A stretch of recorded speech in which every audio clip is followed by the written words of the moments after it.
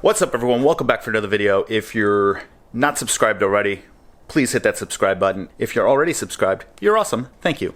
So as you can tell by the title and I guess a little intro, talking about the Mustang today. We're gonna go over 5 things I hate about this car.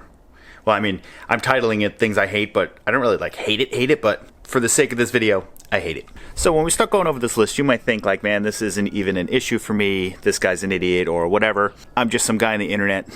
This is just my opinion. You don't have to love it. You don't have to hate it. It's for entertainment purposes.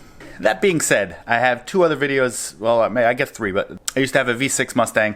I think it was a 13. It's escaping me right now. Then I also had a 2018 BMW 2 Series that I made a video about. Go check those out. People love to hate those.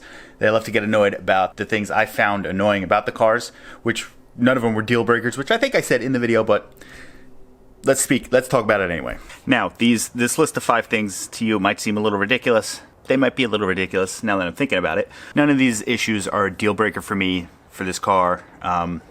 This is our second Mustang, so obviously the first one didn't bother us too much, and I would absolutely buy this car again. So let's get into the list. The first one on my list, it's been annoying me. Well, first of all, I have to start the car, so let's get another cold start for you.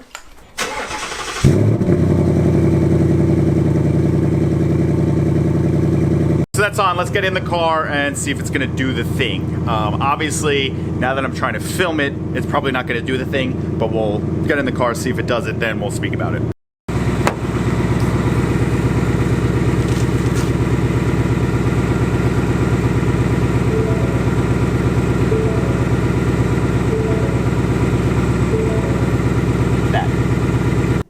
Okay, so we're gonna sit in the car for this one.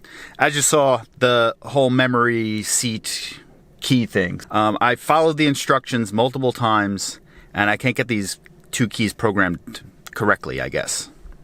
So I actually turned the car off for this, so let's see if it's gonna still do it. So my wife's key is programmed as memory seat number 1, and then my key is programmed as number 2. So if she starts the car and drives it, I actually don't even know if she has to start the car. I haven't figured this part out to the extreme yet, but if she starts the car and puts it to her seat number 1, when I get in with my key that should be programmed for my number, I start the car, it moves the seat up to her position. So I have to then hit the button on the door for seat 2 so I don't get crushed in the steering wheel. Then a thing that doesn't really matter with that whole situation is the gauge clusters. Ours are different. Hers are they're just reversed from the 2, which once again, that doesn't even matter, but that's one of the other things it does. So it remembers the previous driver. It's not programmed per the key, and I've done it about 3 different times. That's the first thing. One of the most annoying things. Number 2 thing that I really hate about this car is the infotainment system.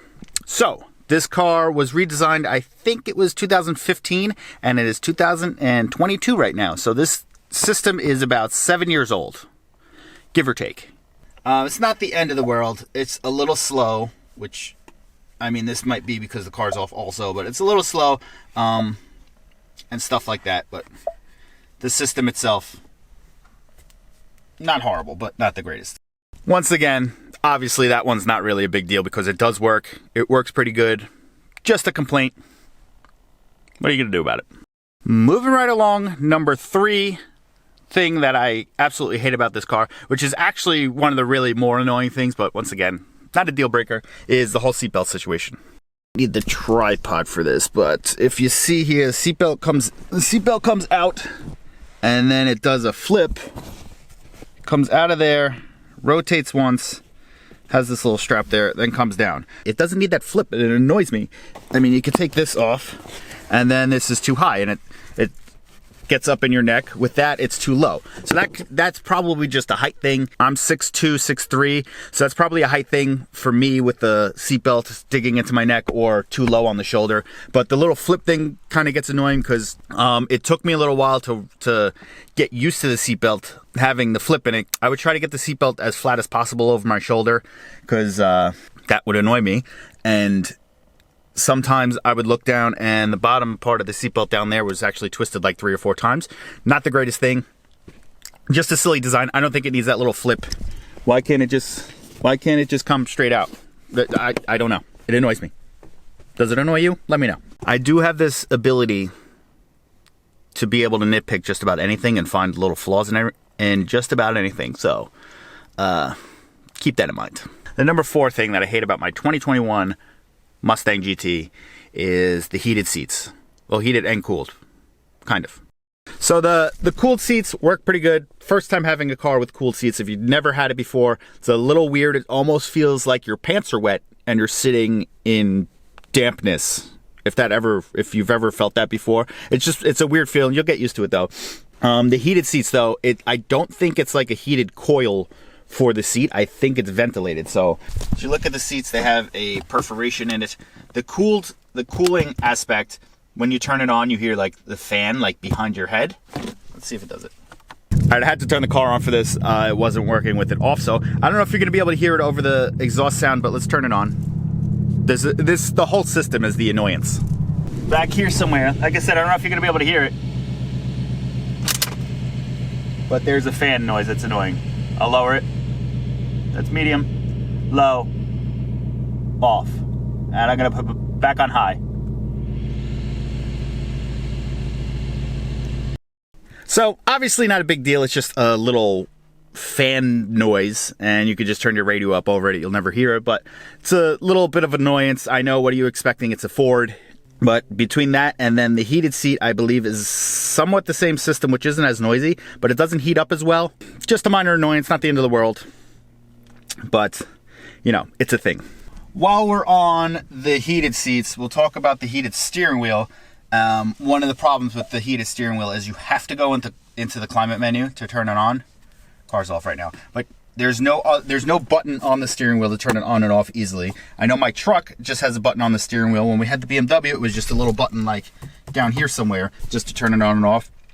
I feel like it's a common thing that people use. I know they probably didn't want to redesign the steering wheel to add extra buttons and whatnot, and it was just like an extra programming feature. But if you're on your radio, your hands start getting too hot, you have to go to climate. If you're in CarPlay, you have to go completely out, go to climate to turn it off. Minor annoyance.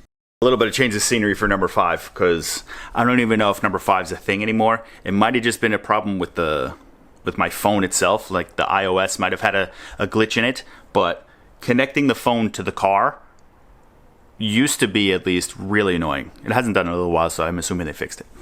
For a little while, I was having a problem where I would plug my phone into the car, it would connect to the car, and then when I would try to raise or lower the volume of the radio, it wouldn't do anything. It would like be connected to something completely different, and if your radio was really low, you couldn't raise it, or it could be extremely loud and you couldn't lower it. It was just like a glitch. You would have to unplug your phone just to fix that, and if you were trying to listen to like a podcast or you had Spotify on or something, there was no way of fixing it.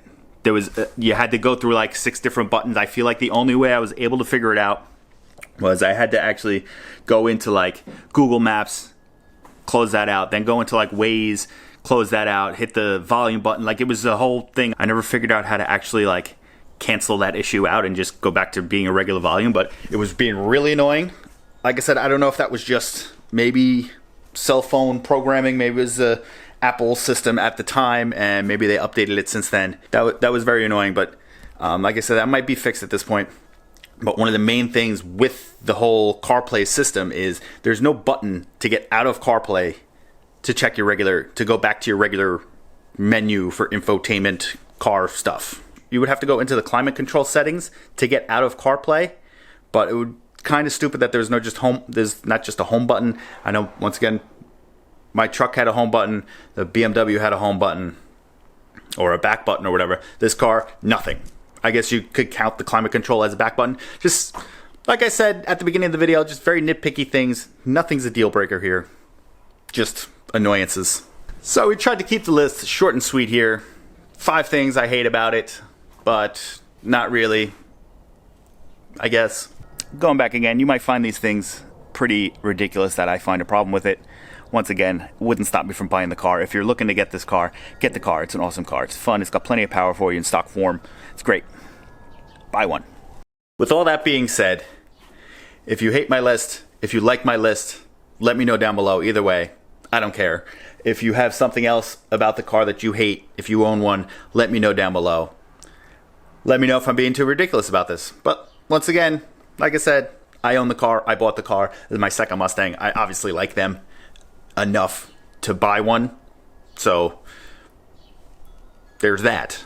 So once again, if you're not subscribed to the channel, hit that subscribe button. If you're already subscribed, you guys are awesome. Hit that like button.